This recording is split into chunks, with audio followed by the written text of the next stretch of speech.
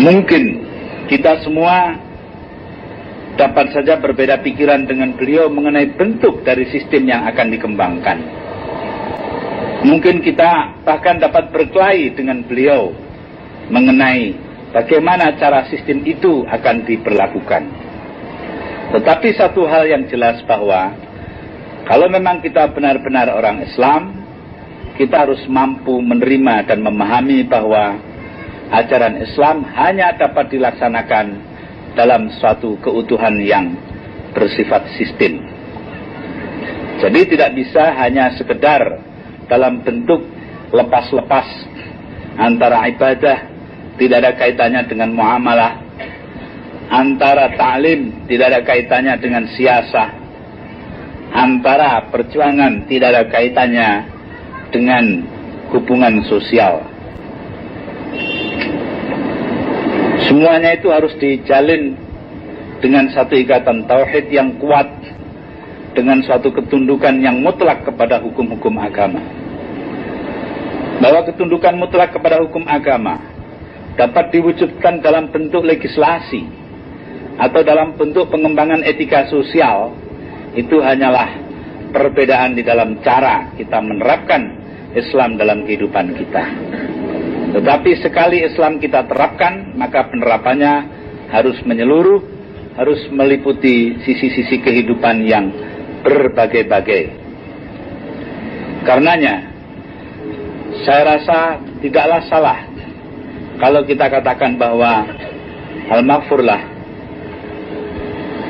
Imam Ruhullah Khomeini adalah tapak dari sistem yang berlandaskan kepada ajaran Islam, sedangkan ajaran itu sendiri dibawakan dari haribaan Allah Subhanahu wa taala kepada kita oleh junjungan kita Nabi Muhammad sallallahu alaihi wasallam. Tentunya di kemudian hari akan ada sisi-sisi lain dari pengembangan kehidupan kaum muslimin yang memerlukan kesungguhan, tekad yang keras, keuletan luar biasa untuk diwujudkan secara nyata dalam kehidupan. Itu tidak lain merupakan penerusan dari apa yang telah dirintis oleh Imam Ruhullah Khomeini.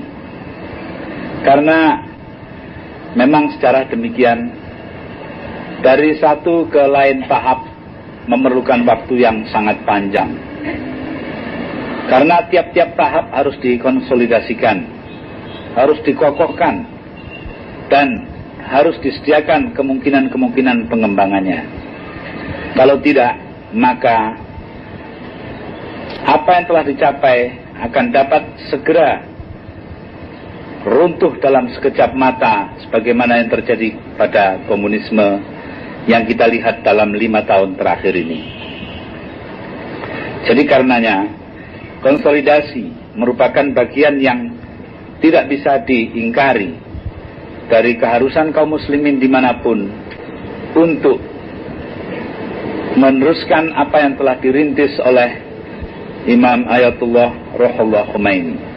Sebab dengan cara beliau menyatakan Islam dalam bentuk yang utuh sebagai sistem, maka siapapun, termasuk yang tidak hidup di dalam sistem yang beliau buat, terikat dengan keharusan untuk mengkonsolidasikan apa yang telah dicapai itu.